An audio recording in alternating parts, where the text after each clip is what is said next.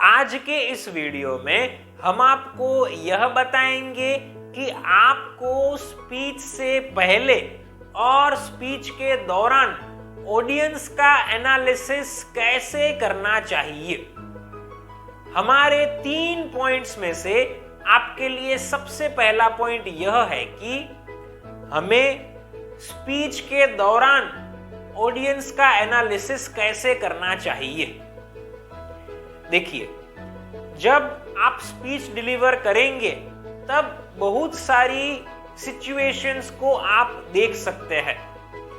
बहुत बार ऐसा होगा कि आपकी ऑडियंस आपके सामने बैठी होगी लेकिन आपकी बातों के ऊपर ध्यान नहीं दे रही होगी। वो इधर उधर देख सकती है या फिर एक दूसरे के साथ लोग बात कर सकते हैं, ऐसा कर सकते हैं। तो इस सिचुएशन में क्या करना चाहिए? पहले तो ये जो सिचुएशन हम देख रहे हैं इसका मतलब ये हुआ कि ऑडियंस हमारे ऊपर अटेंशन नहीं दे रहे हैं। तो ऑडियंस अगर हमारे ऊपर अटेंशन नहीं दे रही है तो हमें पहले तो ये प्रयास करना चाहिए कि अगर हम ऑडियंस के पास जा सकते हैं तो हम जाए। बहुत जगहें वैसी होती है कि जहां पर आप बोलने के साथ साथ मूवमेंट भी कर सकते हैं। तो अगर आप मूवमेंट कर सकते हैं ऑडियंस के पास जाकर तो ऐसा कीजिए कि जिसके कारण ऑडियंस थोड़ी अलर्ट हो जाए। अगर ये चीज संभव नहीं है, आप एक ही जगह पर खड़े रहकर बोल सकते हैं ऐसा है, तो सिंपली ऑडियंस को कहिए कि वो आपकी बातों के ऊपर ध्यान दे कि जिसके कारण आने वाले समय में आप जो बोलने वाले हैं हो सकता है कि वो सारी बातें आपकी ऑडियंस सुने। तो सिंपली हमें उनको कह देना है कि वो आपकी बातें ध्यान से सुने, ऐसा उनको कहना चाहिए। अब कभी कभार ऐसा भी देखने को मिलता है कि ऑडियंस आपको बहुत ध्यान से देख रही है लेकिन वो लोग उतने अटेंटिव नहीं होते हैं, वो आपकी बातें लगभग सुन नहीं रहे होते हैं, वैसे ही आपके सामने बैठे होते हैं। तो अब इस सिचुएशन में क्या करना चाहिए? तो इस सिचुएशन में हमें ऑडियंस के साथ इंटरेक्ट करना चाहिए। ऑडियंस के साथ इंटरेक्ट करने के लिए आप उन्हें कोई एक सवाल पूछ सकते हैं। आपकी ऑडियंस को आप जवाब देने के लिए कहिए और उनको कहिए हाथ ऊपर करे। जो हाथ ऊपर करता है उनको जवाब देने के लिए कहिए।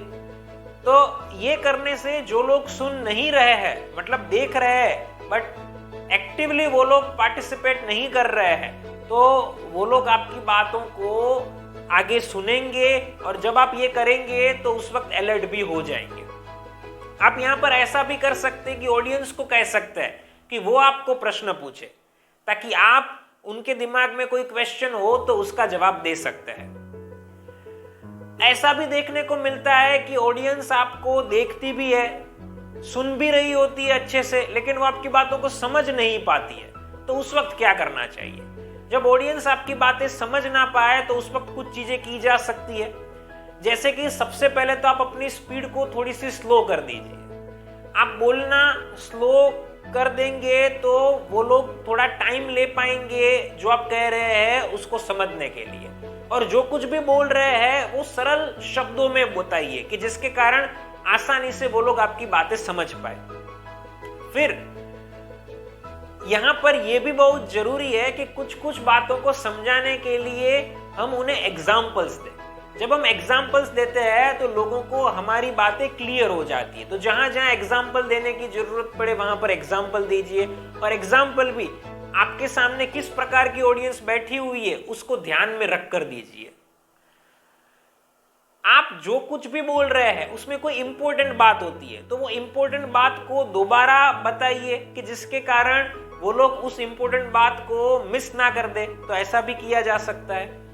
तो कुल मिलाकर हमने आपको इस पॉइंट के अंदर ये बताया कि आपकी ऑडियंस के सामने जब आप बोल रहे हैं तब अलग अलग परिस्थिति में हमें उनका एनालिसिस कैसे करना चाहिए और उस पर्टिकुलर एनालिसिस के बाद हमें क्या स्टेप लेना चाहिए। आगे बढ़ते हैं और इस वीडियो में हम आपको दूसरी टिप देने जा रहे हैं, और वो है कि जब आप किसी इवेंट में स्पीच दे रहे हैं कि जो कोई खास सेलिब्रेशन होता है उसमें स्पीच दे रहे हैं, तो उस वक्त आपको बोलने से पहले ही एनालिसिस कैसे करना चाहिए।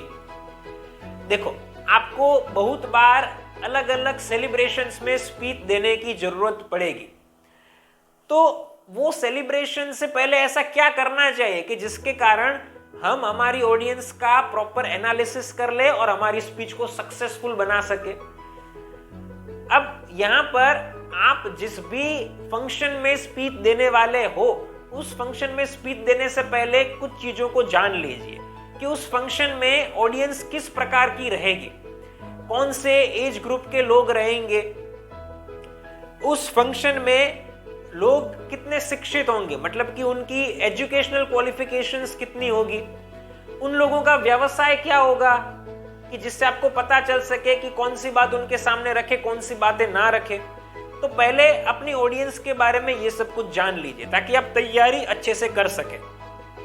अब ऑडियंस के बारे में आप सब कुछ जान लेते हैं, उसके बाद आपको मैं एक खास बात बताता हूं। जब आप किसी सेलिब्रेशन में स्पीच दे रहे हैं तो आपको जो भी आप पॉइंट्स बता रहे हैं वो पॉइंट्स अलग अलग वैरायटी वाले बताने की कोशिश करनी चाहिए। उदाहरण के तौर पर आपको आपके राज्य का स्थापना दिवस है उसके ऊपर स्पीच देनी है।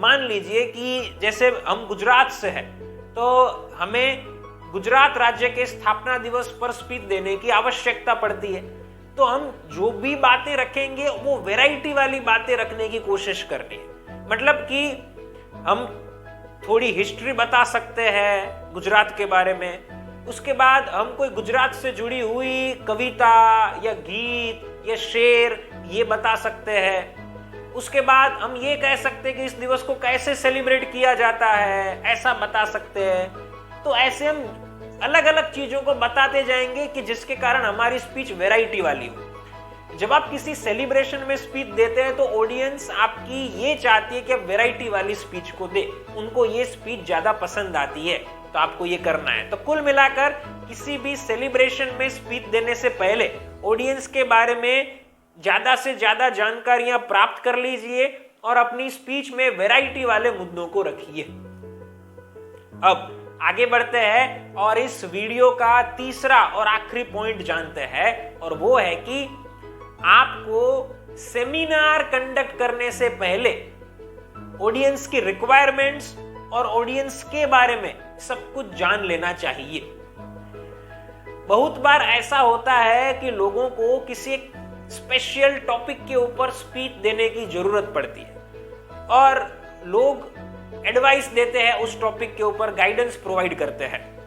तो जब ऐसे प्रोग्राम को रखा जाता है तो उसे नॉर्मली सेमिनार कहा जाता है, एक्सपर्ट टॉक भी आप कह सकते हैं। तो ऐसे सेमिनार के अंदर बहुत ही जरूरी होता है कि आप जिन लोगों के सामने बोलने वाले हैं उनके सामने बोलने से पहले उनकी रिक्वायरमेंट्स को जान लें, वो लोग क्या चाहते हैं वो सब कुछ समझ ले। इसको समझने के लिए सबसे अच्छा तरीका ये है कि जो ऑर्गेनाइजर है उनसे आप बात करें कि जिससे आपको पता चल सके कि ऑडियंस की रिक्वायरमेंट्स क्या क्या होगी।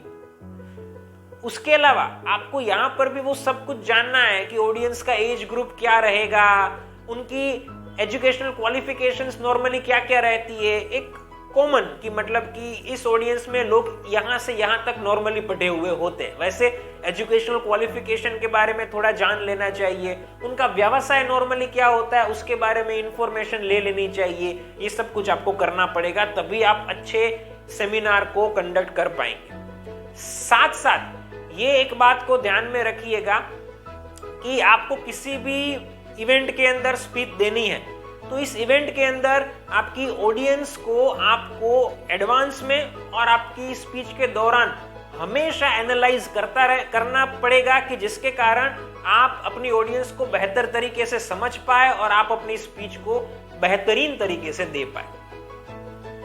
तो दोस्तों, इस प्रकार से मैंने आपके साथ ये 3 पॉइंट्स को शेयर किए कि जिनकी मदद से आप अपनी ऑडियंस का एनालिसिस कर सकते हैं। अगर आप एक पावरफुल पब्लिक स्पीकर बनना चाहते हैं तो आप हमारे online live public speaking course को ज्वाइन कर सकते हैं। नीचे दिए गए नंबर के ऊपर आप हमें अभी कॉल कीजिए, मैं आपसे पर्सनली बात करूंगा, आपकी सारी प्रॉब्लम्स और रिक्वायरमेंट्स को सुनूंगा और समझूंगा और आपको पर्सनल ट्रेनिंग देकर एक कॉन्फिडेंट और परफेक्ट पब्लिक स्पीकर बनाऊंगा। फ्रेंड्स, फिर मिलेंगे एक नई वीडियो के साथ। Thank you.